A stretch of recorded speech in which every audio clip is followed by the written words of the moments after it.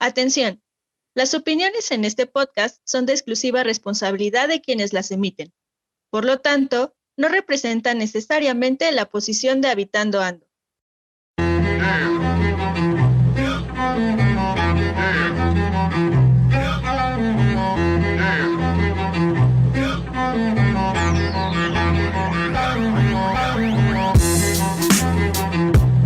Habitando Ando es un podcast dirigido a todas y todos los habitantes de cualquier lugar que, sin importar el contexto, viven, sienten y piensan el territorio según su andar.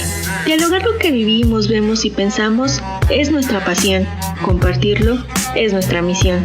Ajuste sus audífonos, prepare su café, porque las charlas con el territorio están a punto de suceder.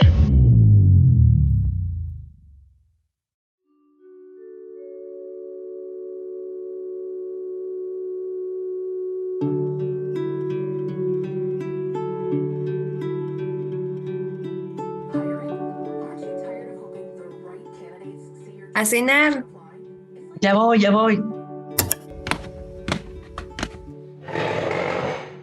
¿Lista, mija? Que tu mamá nos prepara unos taquitos. Sí, qué rico. Listo, aquí están, bien calientitos. Bueno, pues vamos a cenar, familia, como siempre, dando gracias al universo, porque estamos juntos. Sí, Además, ¿qué creen? Quiero contarles algo. ¿Qué pasó, hija? ¿Todo bien? Sí, al contrario, creo que son buenas noticias. A ver, cuéntanos. Es que, pues, creo que ya encontré una casa que me gusta y que no queda tan mal con el crédito que me dan en Infonavit. ¿En serio? ¿Cómo la encontraste? Pues les cuento. Fui a la Feria de la Vivienda, donde nos explicaban los beneficios de los créditos que nos daban como prestaciones. Y ya de ahí contacté a una asesora que me enseñó varias opciones. Qué bueno, pero ¿y dónde está o cómo? Pues es un poco lejos, pero creo que eso no importa. Es de un buen tamaño y es en un fraccionamiento cerrado, entonces es más seguro. Y lo mejor es que tiene un parquecito para que puedas salir a jugar con la pequeña Berenice. No, órale, pues suena bien, aunque si me dejas ayudarte, me gustaría verla. La verdad es que tengo unas dudas. ¿Dudas? Pero suena bien, ¿no? Sí, eso es lo que ya sabes, como papá siempre uno se preocupa. Eso sí, pero de ¿como de qué dudas? Pues no sé, por ejemplo, ¿de verdad es una zona segura solo porque está cerrado? Digo, buscando en internet, se puede ver que está a orillas de la ciudad. Pues yo digo que sí, O sea, cuando fui a verlas, estaba todo medio vacío. Pero la verdad es que hay vigilancia y todo. No lo sé. ¿A ti te dio confianza, hija? Sí me dio confianza. Bueno, confiar en ti. ¿Ya ves? ¿Qué más quieres saber? Por cierto, hablando de esto, ¿cuántos cuartos tiene? ¿Cómo es la casa? La casa es bonita. Tiene 2 cuartos y son bastante amplios. La constructora hasta los entrega con closet. Ah, mira, pues creo que por ahora es suficiente para ti, Berenice, que sigue pequeña. Pero creo que también debes considerar si, no sé, después quieres tener más familia, ¿no? ¿Cómo crees, Pablo, si el papá de Berenice ya ni está? Pues no, pero podría pasar. Y menos puede querer una familia más grande, aunque no sea con ese güey. O inclusive en algún momento de la vida recibirnos a tu mamá y a mí cuando estemos más grandes. No, solo seremos Berenice y yo. Aunque podría ser buena idea que me ayuden con ella mientras yo trabajo. Bueno, ya. Solo piensa en eso también. Además, esas casas luego no tienen todos los servicios. ¿La que viste sí los tiene? Sí, tienen drenaje, luz y si llega una compañía de cable e internet, creo que está bastante bien. Pero ¿y lo más importante? ¿Cuenta con agua? No, con agua no. Me comentan como el fraccionamiento sigue en construcción, por el momento aún surten de agua con pipas. Híjole, hija, ese sería el problema. Ma, pero no es tan grave. Cuando vendan todo el fraccionamiento, nos darán el contrato de nuestro medidor gratis. Hija, tú sabes bien que el agua en la ciudad es un tema preocupante y si te vas más lejos es peor. Eso sí, creo que sería un gran problema. Ay, ma, ya van a empezar. A ver, mira, hija, no te desanimes, ¿ok? Mejor cenemos y en la semana vamos a ver la casa y ya lo pensamos bien. ¿Te parece? Seguro encuentras algo que tenga todo lo que quieres y necesitas. Está bien, pa. Mejor ahorita ya cenemos. Cuéntanos, Pablo, ¿qué tal fue tu día en la chamba? Ya saben, lo mismo de siempre. Pesado, pero todo bien. ¿Y tu habitante? ¿Cuáles problemas tienes para conseguir vivienda?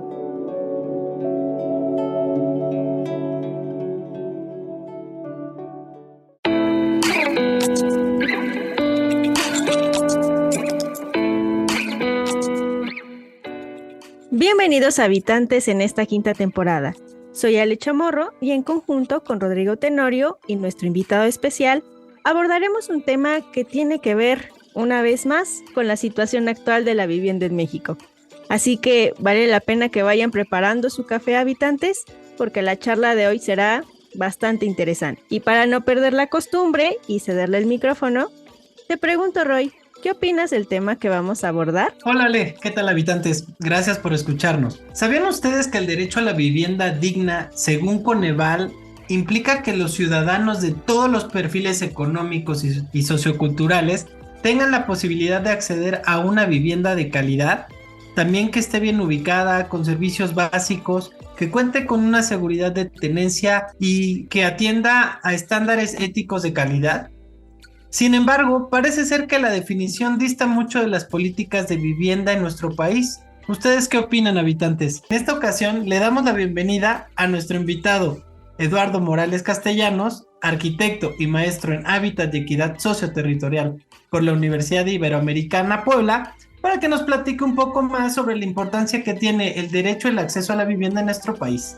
Así que sin más, Eduardo, bienvenido. Hola, muchas gracias Roy, muchas gracias Alejandra. Para mí es muy emocionante por fin participar en el podcast. La verdad me siento muy contento de que por fin se me dio la oportunidad de compartir mi experiencia en un tema que la verdad me apasiona muchísimo, que es la vivienda social. No, y al contrario, a nosotros nos da gusto que al fin te pudieras animar a contarnos un poco sobre tu tema y que ahorita, para ya comenzar, la verdad es que lo que ahorita dijo Roy es muy cierto, ¿no?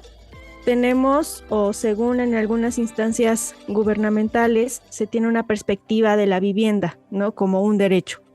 Pero nos gustaría que les puedas explicar a nuestros habitantes un poco más del verdadero significado, ¿no? ¿Qué hay detrás de tener una vivienda en México? Sí, bueno, el significado de la vivienda, y esto lo he aprendido un poco a raíz de mi experiencia profesional y mi educación que tuve como arquitecto, pero sobre todo en mi experiencia que tuve como trabajador en el Infonavit, que donde también alguna vez compartí tiempo de trabajo con Rodrigo. Ahí sí, si bien Rodrigo pues también puede compartir ese dato de que fuimos colegas en la oficina. Y pues bueno, tiene varias aristas, ¿no? En México la vivienda digna, depende a quién se lo preguntes, va a ser la respuesta muy diferente. Pero lo que rige realmente es lo que dice la Constitución, y como bien sabemos, la Constitución mexicana es pues no es el mandato universal por el cual nos regimos en el país. En el artículo 4 habla sobre precisamente el derecho a la vivienda digna. Este punto es muy importante, ¿no? El definirlo como digno.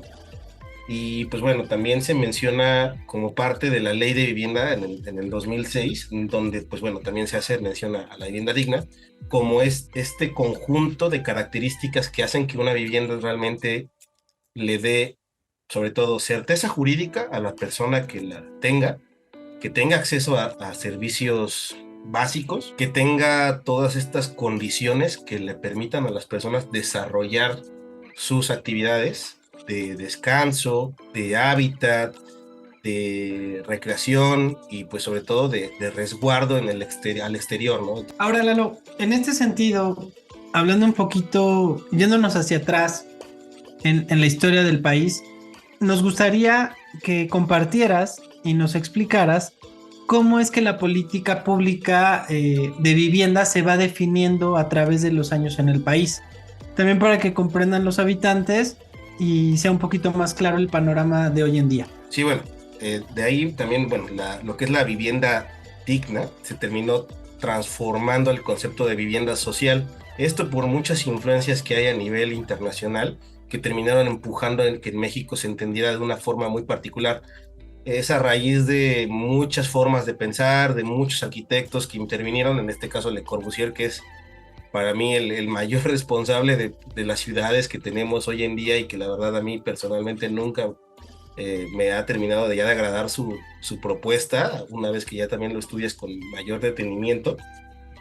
Y sobre todo porque al final esto influyó en que en México se entendiera que la vivienda digna para el trabajador, que era el que realmente se le estaba dando ya un lugar en las leyes y en esta función que estaba teniendo en el país y que se fue formando a través de, por ejemplo, los años 50, donde surgen los primeros arquitectos que tenían esta influencia de Le Corbusier como Mario Pani, que ya veían una visión de vivienda con unas características mínimas sobre espacios de conducta, espacios en el entorno y que de alguna manera iban definiendo la forma en que se urbanizaba la ciudad y que pues fueron dando a partir de esta visión de una vivienda social que definiera y que comportara hacia un núcleo familiar en específico y que en 1972 se termina de refinar con la creación del Infonavit.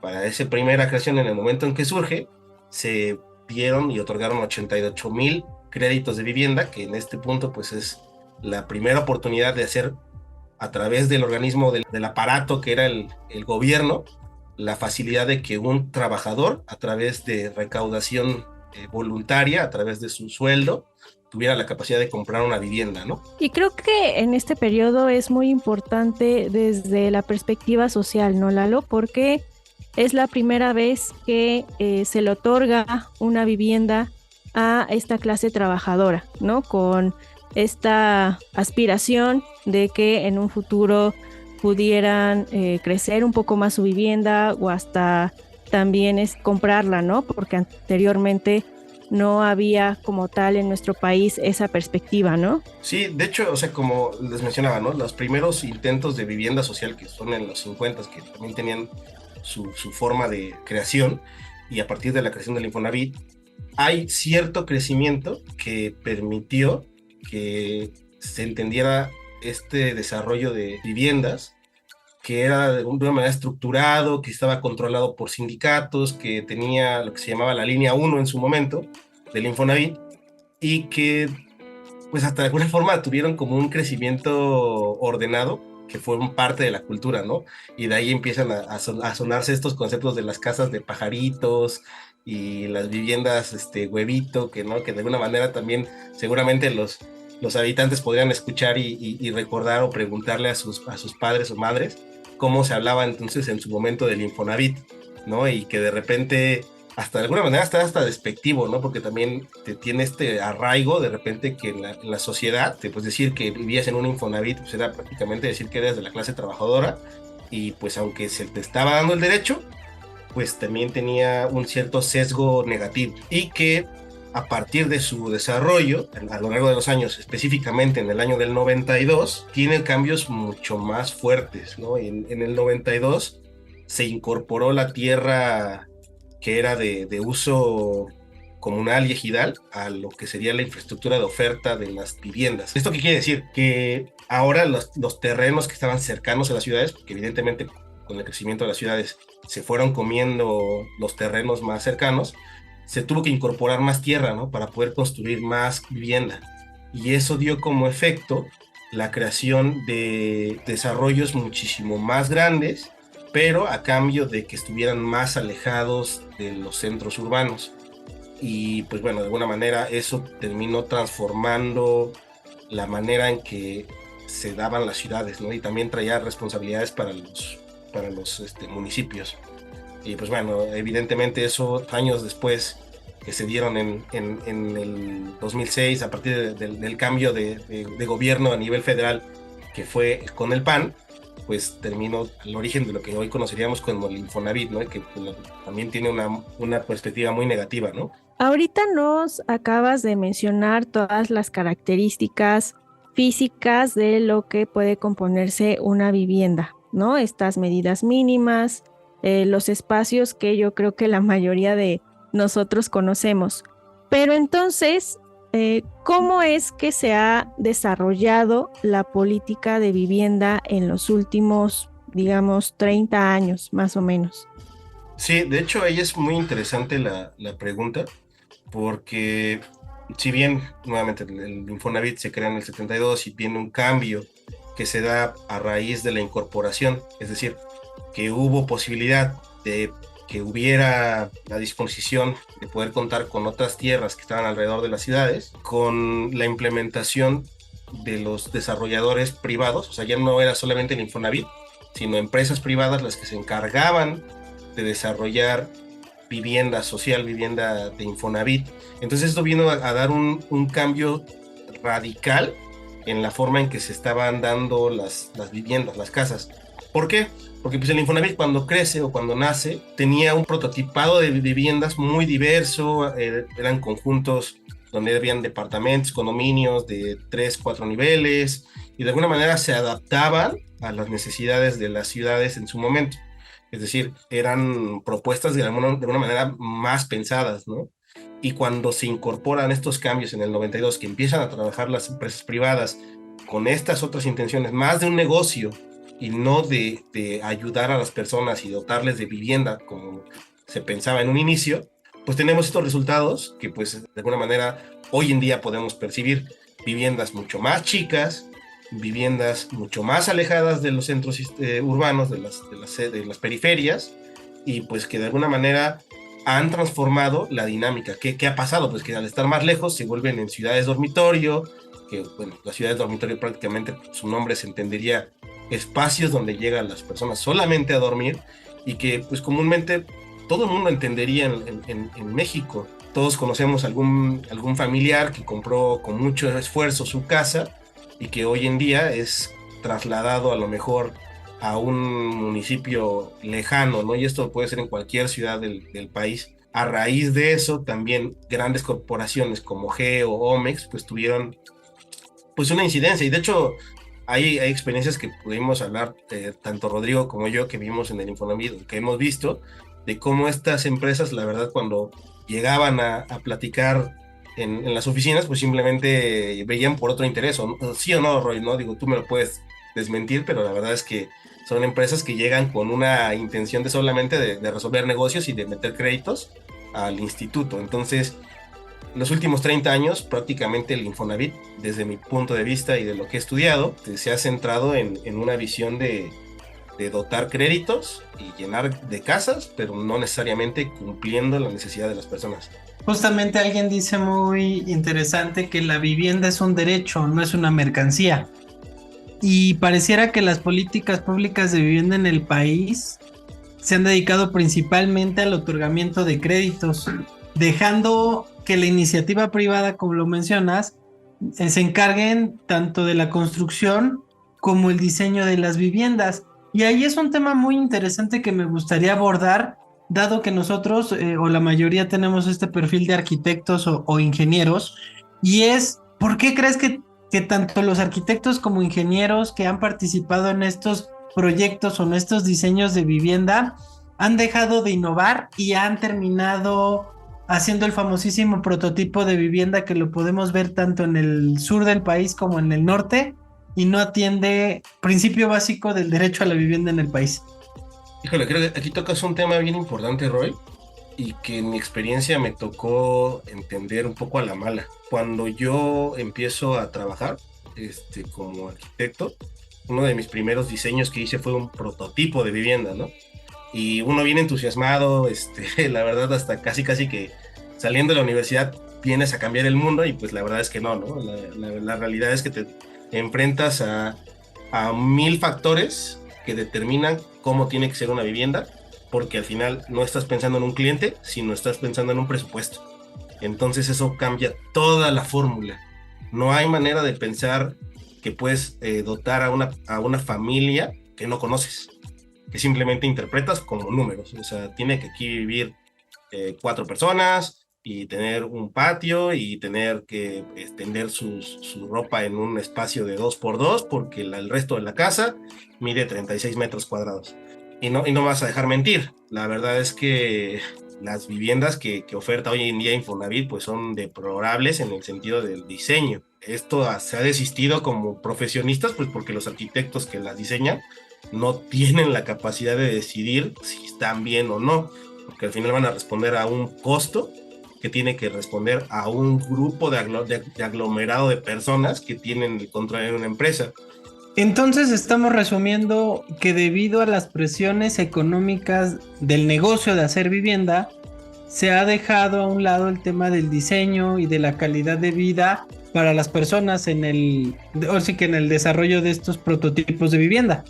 Lo cual se me hace un poco preocupante porque no hay innovación. Existen diferentes tipos de familia hoy en día, o siempre han existido diferentes tipos de familia, y no puede ser posible o es difícil creer que sigamos adaptados o nos sigan tratando de dejar en una habitación de 2x2 y con 2 recámaras y un baño. O sea, creo que ahí el arquitecto también ha sido de cierta manera un cómplice en este tipo de negocio de vivienda. Bueno, espérate, no somos cómplices, somos la herramienta, somos la mano de trabajo. O sea, el arquitecto ya no es el que diseña y eso le va a doler a muchísima gente del gremio, pero es la verdad. Y pues ahora sí que soporten, que a mí me tocó ver a contadores tomando las decisiones, me tocó ver a licenciados, gente que la verdad en teoría no tendría nada que saber, pero estaban muchísimo más preparados, porque al final todo se convierte en tramitología.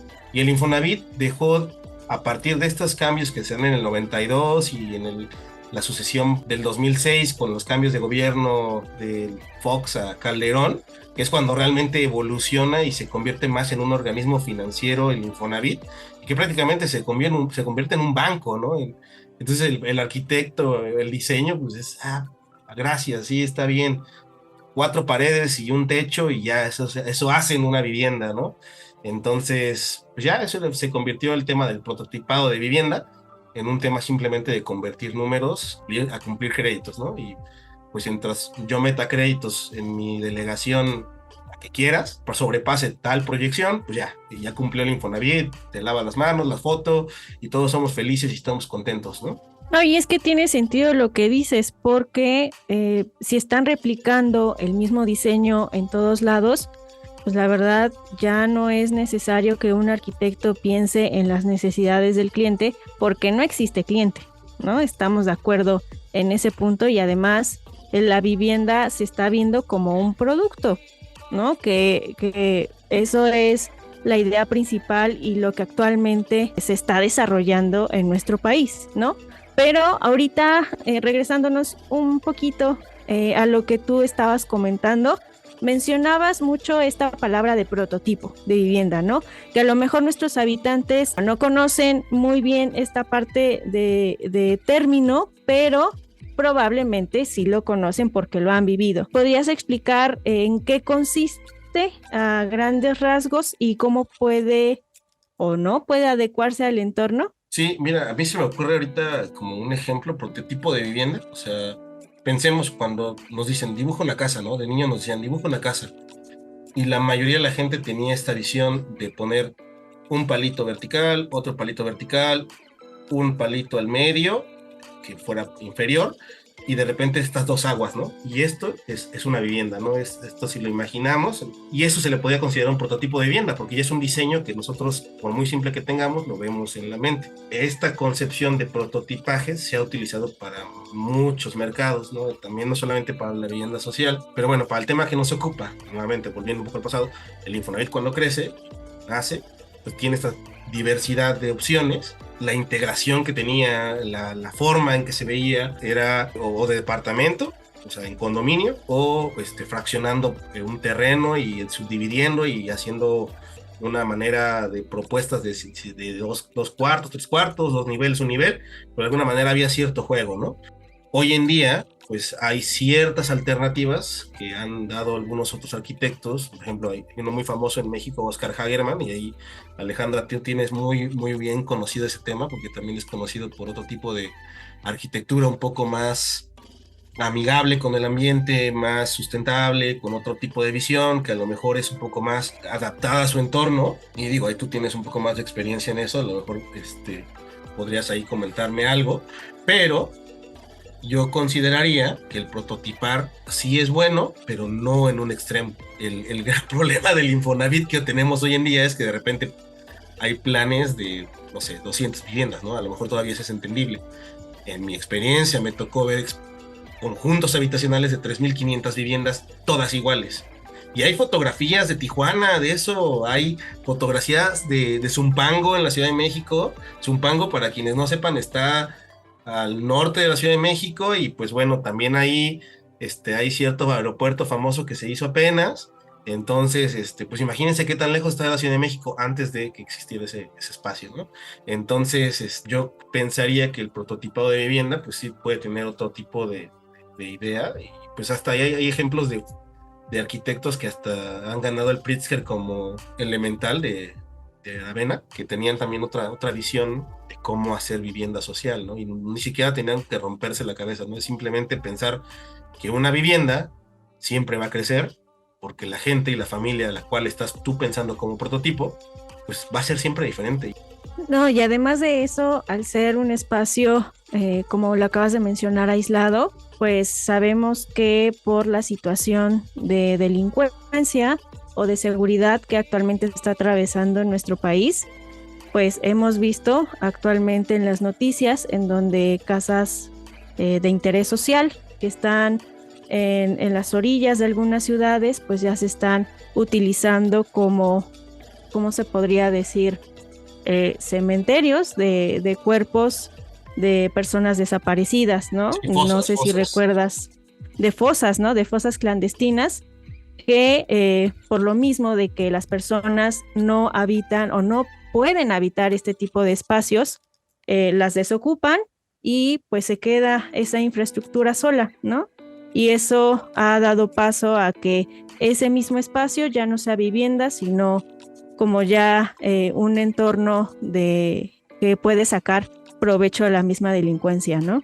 ¿Y sabes cuál es el problema? O sea, que ahí no importa cuánto dinero le invierte el Infonavit desde sus direcciones a nivel federal, nadie se le ocurrió, ni a ningún arquitecto, ni a ningún abogado, ni a ningún contador, que pues a dejar ahí la infraestructura, pues nadie le iba a tocar, evidentemente se vandalizan, y pues hoy en día es una realidad, por ejemplo, en Juárez, en Jalisco, sobre todo ahí en estos espacios que pues están a 40 kilómetros de la ciudad, ¿no? Y es una pena porque pues nunca vas a pensar que el patio de una casa de vivienda social va a ser el lugar donde organizaciones van a buscar a los cuerpos de sus hijos desaparecidos o de hijas desaparecidas. Y es una pena porque jamás creo que el Infonavit pensó que iba a ser o iba a tener estos resultados. Ahora, Lalo, desde tu investigación de la maestría, nos gustaría que nos compartieras algunos de tus hallazgos sobre la problemática territorial que se ha generado en el caso específico de tu investigación, como es Oaxaca,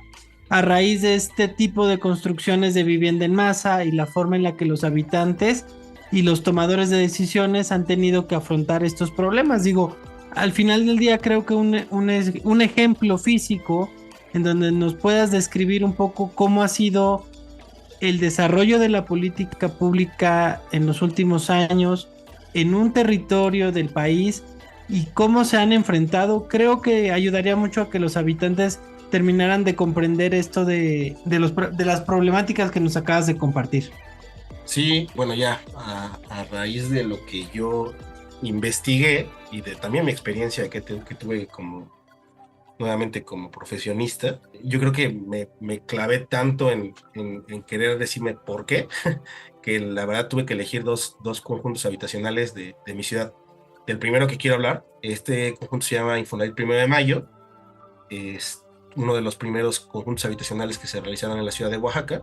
Mis primeros hallazgos fue que estaba muy próximo a la ciudad, que prácticamente se siente que es parte de la ciudad, porque sus prototipos son muy diversos, está junto a otros conjuntos habitacionales que también son del Fobiste, que también tenían otro tipo de prototipos. Entonces estás hablando de un universo de probablemente 5,000 viviendas que estaban pegados a la zona norte de la ciudad, que también muy diversa y que tiene este estilo como americano, californiano, también de esa época en la cual se trazó de la colonia Reforma, y que de alguna manera se integra, ¿no? O sea, nuevamente, esta visión del Infonavit al principio de desarrollar sí arquitectura y sí soluciones de vivienda digna.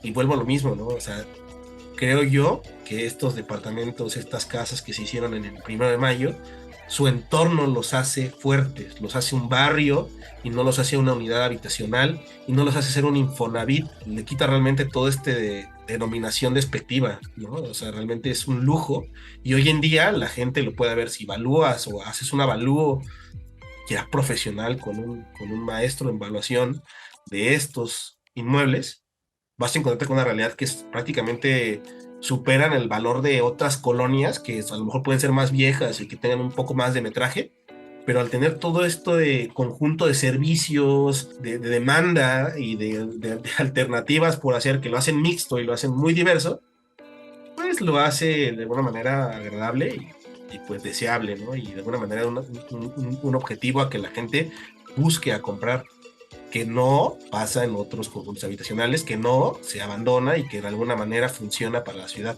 Y eso es algo muy importante, que funcione para la ciudad, que esté integrado. Claro, pero lo acabas de decir, ese ejemplo es porque ese conjunto habitacional está conectado con la ciudad, ¿no? A lo mejor durante la planeación o mientras lo estaban construyendo, pues sí tenían la idea de que tuviera todos los servicios, ¿no? Y que no estuviera aislado. Pero ahora hablando otra parte opuesta, sabemos que durante tu investigación, durante la maestría, pues estudiaste otro tipo de proyecto, ¿no? Que también sabemos que es real y que se sitúa en Oaxaca. Entonces, lo más importante que descubriste en tu investigación, ¿cuáles pudieron haber sido o cuáles son, ¿no? Las limitaciones que observaste que tenían los residentes o los habitantes de este conjunto? Sí, aquí quiero hacer un paréntesis. Es muy importante hacer la mención. Hace rato mencioné que en el 72 el Infonavit había dado nuevamente 88,000 créditos, ojo.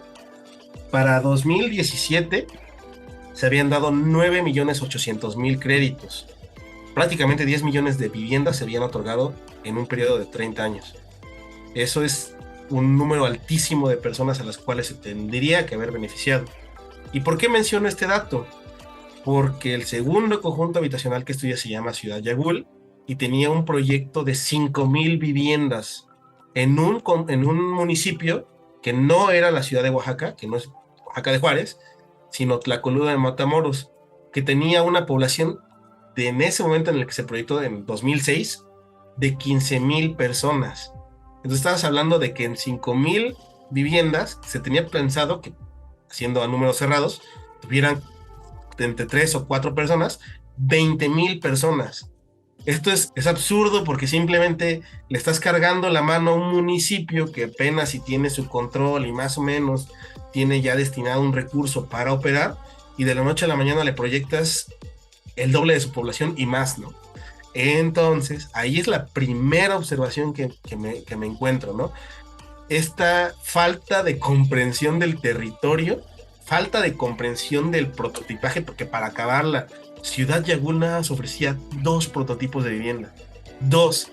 Y el primer prototipo que metieron era, aparte, lo que se le llamaba un pie de casa, que a grandes rasgos un pie de casa es 4 paredes, un baño y un cuarto extra, ¿no? Entonces, y aparte, dejando eso, con un hueco en el techo para que ahí se pudieran poner eventualmente las escaleras, para que no demuelas, ¿no? Entonces, ahí empezaba el gran problema, porque estás hablando de casas que no son casas, de casas que no tienen divisiones, que están... Tlacolula está a 28 kilómetros del centro histórico, 28, 30 kilómetros, depende de dónde salgas, de Oaxaca. Lejísimos. Sí. Bueno, Ale, tú has estado en Oaxaca y Oaxaca prácticamente está a 20 minutos todo, y estamos hablando de distancias de 3, 4 kilómetros, muy lejos si vas a Etla no sé, cualquier otro lado que haya Oaxaca, pero pues Tlacolula ya ni siquiera es parte de la zona metropolitana, es un municipio periférico. Esto realmente es preocupante. Y en ese momento no se entendía, ¿no? Cuando se hace el proyecto de Ciudad Yagul, colocas créditos, la gente necesita casa, evidentemente, la gente se casa, la gente necesita crecer y necesita tener donde independizarse, que es otra parte que se nos critica mucho en esta generación de los millennials a nosotros, pero pues se nos critica que no tenemos donde vivir y nos dan opciones para vivir, y esas opciones de vivir están a 30 kilómetros de donde yo vivo y trabajo. No hay transporte, no hay centros donde comprar, no los aceptan, evidentemente, la población de Tlacolula se siente amenazada, y con justa razón. Estás conformando un ente de personas que quién sabe, entre ellos, quién sabe quién son, eventualmente se te terminan conociendo porque prácticamente los pones en el mismo espacio y te tienen que conocer, pero de entrada son desconocidos, y eso es una barrera súper fuerte, porque antes el Infonavit era para las empresas como el IMSS, o a lo mejor una fábrica muy grande, ¿no? En Puebla era la Volkswagen, ¿no? Pero de repente el Infonavit, al tener tanta apertura en empresas o de participar en tantos lugares, pues no le importa a quién le da la casa mientras cumpla con el crédito. Y nuevamente está esta incongruencia, ¿no? Por eso es tan peligroso no poner en la balanza lo que se piensa como concepto de urbanización, cómo hacer ciudad. Entonces, aquí la gran limitante que existía era la no comprensión del territorio donde se estaba colocando Ciudad Yagul. Nuevamente, repito, era un proyecto de 5,000 viviendas. Se terminaron haciendo 3,200 porque al final hubo muchos problemas ahí. De todas maneras, es un número enorme que a 10, 15 años que se hizo la primera casa, pues ha cambiado, ¿no? Ya ha transformado ese entorno, y de alguna manera pues se ha tenido que adaptar, ¿no? Pero pues no fue un camino fácil. Definitivamente mucha gente, yo creo que sí se arrepintió de comprar su vivienda. Ahorita seguramente ya están más arraigados y han de haber desarrollado el gusto, pero de que no fue una tarea sencilla, no lo fue. Bueno, y como para ir dando cierre a esta entrevista bastante interesante que hemos tenido el día de hoy, Lalo, quisiéramos empezar a proponer, es decir, desde tu investigación, ¿qué estrategias de política pública se pueden llegar a desarrollar de ahora en adelante para garantizar una vivienda adecuada tanto de manera económica como de manera espacial para nuevos proyectos de vivienda que se intenten desarrollar a raíz de la actual política de vivienda y políticas de vivienda futuro? ¿Hasta dónde podíamos, más bien, en dónde podemos empezar nosotros a plantear el tema? Sí, bueno, ahí es una parte que creo que la más compleja es, bueno, ya el problema está, ¿no? Y yo creo que es una de las grandes situaciones que se daban en el Infonavit mientras yo he tenido oportunidad de estudiarlo, es ahora cómo arreglamos este relajo. O sea, frenamos la vivienda, hacemos ahora vivienda más grande, hacemos más vivienda más pequeña. Sí, observo qué cantidad de personas conforman una familia ahora, y pues bueno, la pregunta es bastante amplia, ¿no? De hecho, hay hasta algunos intentos que no me dejarás mentir, alguna vez hablamos de eso, Rodrigo, del laboratorio de vivienda que hubo en el Infonavit. Ahí, pues de alguna manera han existido estos intentos de poder desenvolver el problema, desatorarlo, y no es fácil, ¿no? Yo lo que pude razonar con mi tesis y de lo que me dio el tiempo de poder proponer fue categorizar 7 situaciones, 7 categorías que pudieran relacionarse en tanto al espacio público con la vivienda. O sea, no me puse tanto a pensar en el prototipaje, porque nuevamente ya lo hemos definido y lo hemos dialogado y lo hemos debatido y puede haber 1001 opciones. Pues sí, creo que el espacio público es la respuesta. O sea, cómo el entorno te transforma. Aún estando en condiciones tan negativas como los conjuntos habitacionales de las periferias, pues al final la respuesta sí es el espacio público. Y creo que por ahí empieza el cambio. Yo pude tener la oportunidad de proponer 25 respuestas que obviamente son propuestas nada más, tendrían que analizarse a un nivel mayor, pero que de alguna manera pensaban en cómo vincular a la sociedad, ¿no? O sea, tratar de colocar ideas, como por ejemplo implementación de vegetación, estudio de la planimetría, estudiar cómo la gente va conociendo y cómo ubica su entorno, y tratar de a partir de eso construir información ya digital que pudiera tener una respuesta en tiempo real y que de alguna manera se alimentara con información de los C4 o que tuviera información disponible del Infonavit y pues que tratara de fomentar que la gente sí se apodere de su entorno. Porque al final, si la gente es que tiene miedo de salir de su casa a lo mejor a las 9, 8 de la noche, o que la asalten, es porque no hay ojos en las calles, o sea, es porque no está iluminado. Entonces, a veces las respuestas más sencillas son las que realmente importan y las que pueden hacer un cambio, y a lo mejor son las que menos inversión necesitan. No se necesita demoler un conjunto habitacional, sino realmente pensar cómo el apoyarnos entre vecinos y vecinas puede cambiar un Infonavit y puede cambiar esta llave de pensar que es algo negativo vivir en un Infonavit o es algo que tengo que salir de vivir en Infonavit porque qué pena que sepan que vivo en un Infonavit, ¿no?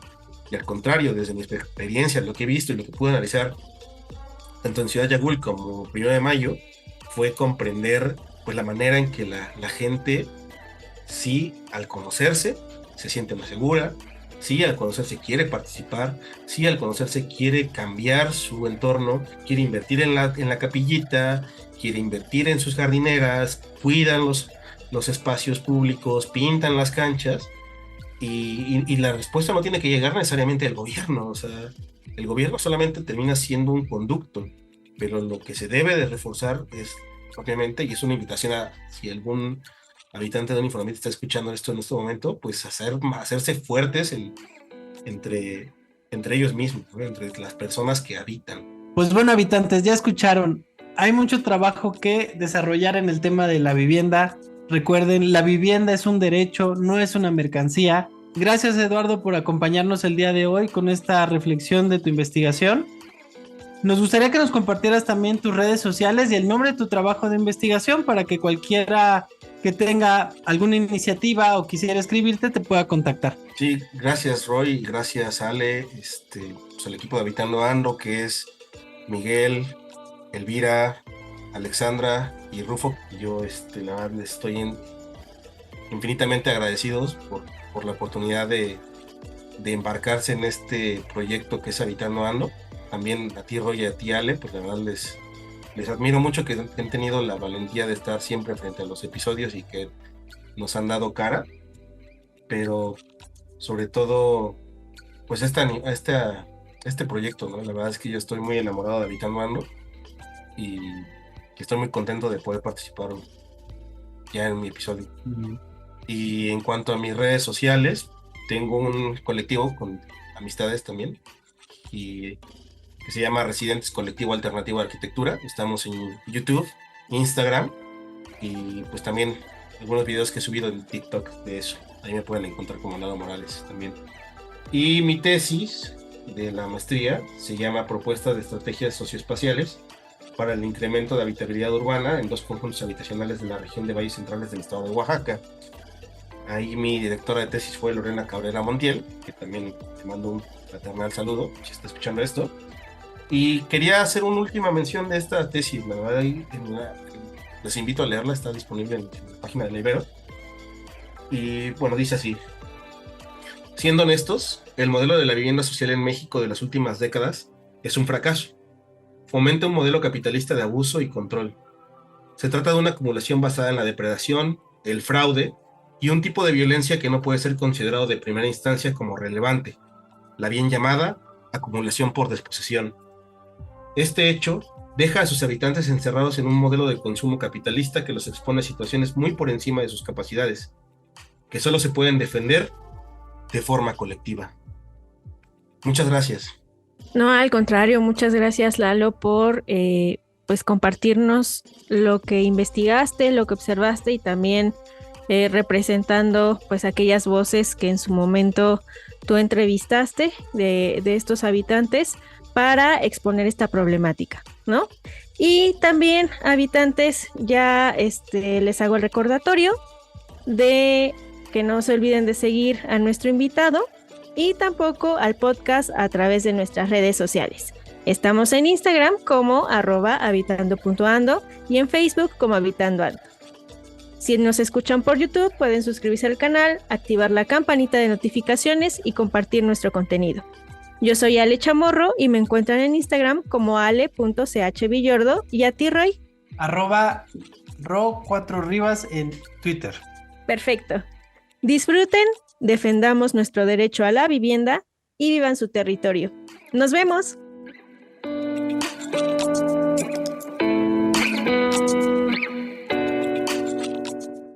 Habitando Ando es un podcast creado por académicos, alumnos y egresados de la maestría en Hábitat y Equidad Socioterritorial de la Ibero Puebla. Síguenos en Instagram como @habitando.ando y en Facebook como Habitando Ando.